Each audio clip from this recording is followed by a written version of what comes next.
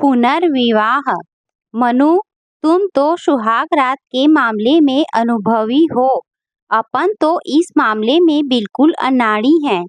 कहते हुए संदीप नशे में झूमता हुआ पलंग पर औंधे मुंह गिर पड़ा। मान्या ने दिल में लगने वाले इस तीर को सहते हुए संदीप को सहारा देकर सीधा किया और फिर गुमसुम सी बैठ गई। थोड़ी देर में संदीप गहरी नींद में सो गया था, लेकिन मान्या की आंखों में नींद कोसों दूर थी। वह अभी भी विधाता के लेख को नहीं समझ पा रही थी कि उसने मान्या के साथ इंसाफ किया था या नाइंसाफी की थी। चांद जैसे जैसे आसमान पर चढ़ता जा रहा था, मान्या के दिल का जख्म नासूर सा बनता जा रहा था। पुरानी यादें चलचित्र की तरह आंखों के सामने घूमने लगी। रुपेश, मैं तो अब थक गई हूँ, चलो वापस होटल चलते हैं, मान्या ने हाँफते हुए कहा था। तब रुपेश ने शरारत से उसे गोद में उठा लिया था और कहा था, मान्या, अभी तो हमारी जिंदगी की शुरुआत है, इसमें ही तुम थक गई तो इतनी लंबी जिंदगी कैसे काटेगी? मान्या ने फिर बच्चों की तरह मचलते हुए कहा था। रुपेश, तुम भी थक जाओगे, बस बहुत हो गया, कल फिर आएंगे, अभी तो होटल वापस चलो। रुपेश ने मान्या का सिर अपने कंधे पर रख कर सहारा दिया और दोनों गुमसुम से होटल लौटने लगे। थोड़ी दूर चलने पर मान्या ने फिर कहा, रुपेश, मैं खुद को दुनिया की सबसे भाग्यशाली पत्नी मानती हूँ जो तुम्हारे जैसा पति मुझे मिला। इतना प्यार करने वाले मम्मी पापा, बंगला, पैसा, तुम्हारा इतना बड़ा कारोबार, क्या ये सब कुछ मुझे सहज ही नहीं मिल गया तुमने शादी करके? और मैं क्या कम किस्मत वाली हूँ जो तुम्हारे जैसी सुंदर, सुशील, पढ़ी लिखी लड़की मुझे मुफ्त में मिल गई। दोनों के हंसने की सम्मिलित आवाज घाटी में दूर तक फैल गई थी। अपने कमरे में आकर रुपेश ने हीटर चला दिया और इंटरकॉम पर खाने का ऑर्डर देकर फ्रेश होने बाथरूम में चला गया। मान्या फिर खिड़की के पास आकर मसूरी की अंधेरी गहरी खाइयों को देख रही थी। यदि खुदा ना खास्ता वह इन खाइयों में गिर गई तब उसे कौन बचाएगा? ये तो इतनी गहरी और घनी है कि वह रुपेश रुपेश चिल्लाएगी तब भी आवाज ऊपर तक नहीं आएगी और तब वह वहां रुपेश की याद में घुट घुट कर मर जाएगी। यह सोचते हुए उसका बदन पसीने से तरबतर हो गया। तभी रुपेश ने उसे पीछे से अपनी बाहों में जकड़ लिया था। फिर एकदम से अलग होते हुए बोली, अरे मान्या, तुम तो पसीने से तरबतर हो रही हो, माथा भी गर्म हो रहा है, तबीयत तो ठीक है ना? कहते हुए रुपेश डॉक्टर का पता लेने कमरे के बाहर जाने लगा। तब मान्या ने उसे रोकते हुए कहा, रुपेश, तुम जैसा सोच रहे हो वैसा कुछ नहीं है। मैं तो यहाँ की गहरी खाइयों को देखकर डर गई थी। तब रुपेश ने हंसते हुए कहा था, मान्या, अब मैं तुम्हारे साथ हूँ, डर की बात मन से निकाल दो और फिर मैं रहूं या ना रहूं, तुम हमेशा हंसती मुस्कुराती रहो, यही मेरी तमन्ना है। अब माहौल थोड़ा हल्का हो गया था। वेटर खाना लगा गया था। खाना खाकर रुपेश टीवी देखने लगा और मान्या अपने सास ससुर से फोन पर बात करने लगी थी। हनीमून के 15 दिन कैसे गुजर गए मालूम ही नहीं हुआ। दोनों वापस दिल्ली आ गए थे और रुपेश फिर अपने कारोबार में लग गया।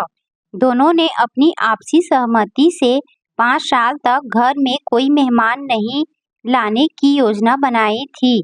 एक दो बार जब मान्या की सास ने इस बारे में बात की तब मान्या की कुटिल हंसी से समझ गई कि अब उनका पुराना जमाना नहीं रहा कि इधर शादी हुई और उधर बच्चों की लाइन लगनी शुरू हो गई और यदि बच्चे नहीं हुए तो बहू पर लांछन लगाने शुरू हो गए।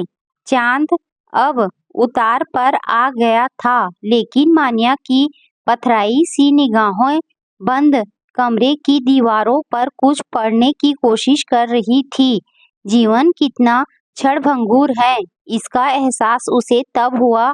अब लंदन से वापस आने वाली फ्लाइट के क्रॉस हो जाने से रुपेश उससे बिछड़ गया था। सब कुछ जैसे रुपेश के साथ चला गया। बड़ा घर, सुविधा, आराम की सब चीजें मान्या को काटने दौड़ती थी। एक दिन रुपेश के पिताजी देवेंद्र खन्ना ने मान्या से कहा, बेटी ये जिंदगी बहुत लंबी है। तुम्हें मैं आंसू बहाते देखता हूँ तो मेरा कलेजा मुंह को आ जाता है। मैं चाहता हूँ कि तुम्हारी शादी करके हम तुम्हारे जीवन को फिर से खुशियों से भर दे। लेकिन मान्या इस स्थिति को स्वीकारने के लिए दिल से तैयार नहीं थी। वह चाहती थी कि रुपेश की याद के सहारे पूरी जिंदगी काट दे। एक दिन सुबह सुबह मान्या अपने ससुर के लिए चाय लेकर जा रही थी कि कमरे से आती आवाज पर उसके पांव दरवाजे के बाहर थम गए। कंपनी के वकील कह रहे थे, खन्ना साहब कानूनी तौर पर आपकी पुत्रवधू इस कारोबार और संपत्ति की हकदार हैं। यदि आप चाहते हैं कि आपके लड़के के नहीं रहने पर मान्या कानूनी तौर पर इस संपत्ति और कारोबार की हकदार नहीं रहे, तो मान्या की शादी कर दे। इस पर खन्ना साहब बोले, वकील साहब, मैं भी यही चाहता हूँ कि मान्या की शादी कर दूँ। इससे समाज में मेरा नाम भी हो जाएगा कि मैंने अपनी पुत्रवधू को पुत्री के समान समझते हुए उसका घर बिना किन्हीं पूर्वाग्रहों के बसाया। फिर दोनों की जोर से हंसने की आवाज बाहर आई। खन्ना साहब अब रोज मान्या को अतीत की याद दिलाकर भविष्य सुधारने के लिए उकसाते। उधर मान्या की सास सब कुछ समझते हुए भी मान्या को ताने देते हुए कहती, अरे 3 साल में एक बच्चे को भी इस घर में नहीं लाई। उसी के सहारे ये बुढ़ापा हंसते खेलते गुजार जाता। कैसी मनहूस लड़की से मैंने रुपेश की शादी की थी। रुपेश के जाने के साथ ही रुपेश के माता पिता का व्यवहार मान्या के प्रति बेगाना सा हो गया था। और फिर कंपनी के वकील के साथ खन्ना साहब की बात में मान्यता डर गई थी। मान्या ने एक दिन अपने मायके जाकर वहीं रहने का अनुरोध अपने सास ससुर से किया, लेकिन वह इसके लिए तैयार नहीं हुए। आखिर सब तरफ में हार कर मान्या ने खन्ना साहब को अपनी दूसरी शादी की सहमति दे दी और एक साथ समारोह में मान्या की शादी संदीप के साथ हो गई। सुबह की लाली आसमान पर छाने लगी थी। मान्या की पूरी रात जागते हुए बीती। संदीप ने करवट बदलते हुए फिर कहा, मनु तुमने तो पूरी रात ही बेकार कर दी। अरे थोड़ी देर के लिए मुझे रुपेश ही समझ लेती। मैं आपके लिए चाय लेकर आती हूँ, कहते हुए मान्या कमरे से बाहर निकल गई।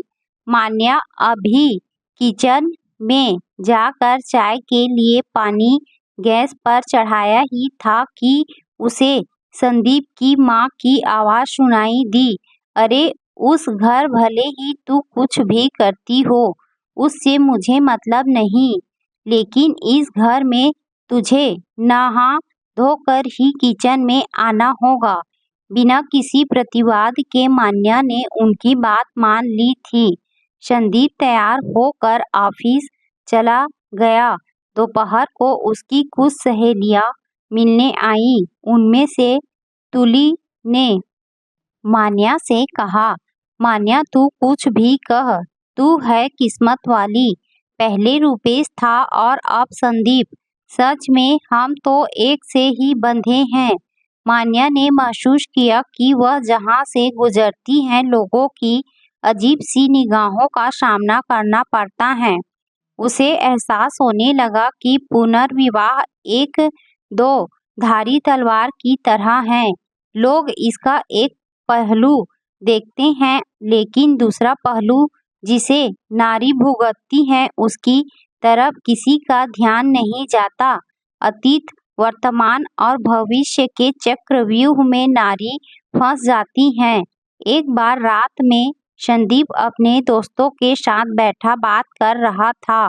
उसके दोस्त कह रहे थे, संदीप तूने रुपेश की जूठन को क्यों स्वीकार किया? अरे तुझे तो एक से एक लड़कियां मिल जाती। तब संदीप जो नशे में हो चुका था बोला, खन्ना ने इस शादी के लिए 5 लाख रुपए दिए हैं। इतनी बड़ी रकम के एवज में मान्या से शादी करना क्या बुरा है? और इसी के साथ सब हंसने लगे।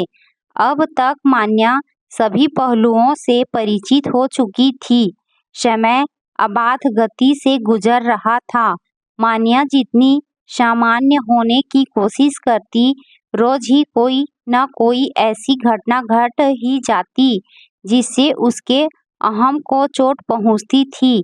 संदीप बात बात में उसे उसका अतीत याद दिलाता और ताने देता रहता था। मान्या सोचती कि क्या पुनर्विवाह करने वाली हर नारी को इस तरह की दोहरी मानसिकता में रहना पड़ता है। एक दिन जब संदीप सुबह उठा तब कमरे में उसे मान्या नहीं दिखी।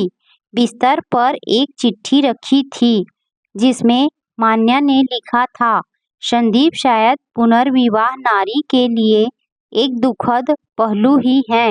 हो सकता है इसके पीछे सोच अच्छी रही हो, नारी को असहाय समझते हुए सहारा देने की अवधारणा इसके पीछे रही हो। लेकिन जब सहारा एहसान सा दिखने लगे और नारी मन को ओछी मानसिकता के चलते घर बाहर सब जगह दूसरे दर्जे का स्थान मिले, वह भी जिंदगी भर तानों के साथ, इससे अच्छा तो यह है कि रास्ते ही बदल दिए जाए। मैं ही तुम्हारी जिंदगी से हट जाऊं, इसीलिए मैं अपने मायके जा रही हूँ। तुम अपनी खुशी के लिए सुविधा अनुसार तलाक के कागजात भेज देना, मैं दस्तखत कर दूंगी। मान्या चिट्ठी पढ़ कर संदीप एक बार तो सोच ही नहीं पाया कि यह क्या हो गया। साथ ही उसे मान्या की अंतःपीड़ा का भी एहसास हुआ जिसे उसने समझा ही नहीं था। पुनर्विवाह पुरुष के लिए भले ही सहज होता हो, परंतु नारी के लिए उतना ही कष्टप्रद हो सकता है जब उसे उसका पति ही सही परिप्रेक्ष्य में न ले। संदीप ने तो सोचा था कि उसने मान्या से शादी करके उसके ऊपर बड़ा एहसान किया है। अब वह जिंदगी भर संदीप के एहसान तले जीती रहेगी। लेकिन मान्या ने जल्दी ही वास्तविकता से उसे परिचित करा दिया था। संदीप संताप की आग में जल रहा था। अगले ही दिन वह मान्या के मायके गया। उसे लगा मान्या ने ये सब बातें घर में भी बता दी होगी, जिससे उसे मान्या के माता पिता और मान्या के कोप का भाजन बनना पड़ेगा। लेकिन ऐसा कुछ नहीं हुआ, क्योंकि हालात ने मान्या को इतना कठोर बना दिया था कि मानो उसे जहर का प्याला पीने की आदत हो गई थी। मान्या ने सहज ही संदीप से पूछा, अब क्या लेने आए हो? संदीप ने शर्म से सिर झुकाते हुए कहा, मैं तुम्हें लेने आया हूँ। तुम्हारी पीड़ा, तुम्हारा दर्द समझने में मुझे थोड़ी देर लगी, लेकिन अब समझ में आ रहा है कि मैं तुम्हें जिंदगी भर नहीं छोड़ सकता। मुझे माफ कर दो मान्या, अतीत के दरवाजे आज से तुम्हारे लिए बंद हो गए हैं। अब तुम और मैं केवल भविष्य की ओर बढ़ेंगे, पूर्व की तरह। मान्या बिना कोई प्रतिवाद किए अपना सामान बांधने लगी, संदीप के साथ जाने के लिए, यह सोचते हुए कि शायद इसी तरह लोगों की सोच पुनर्विवाह के मामले में बदलेगी।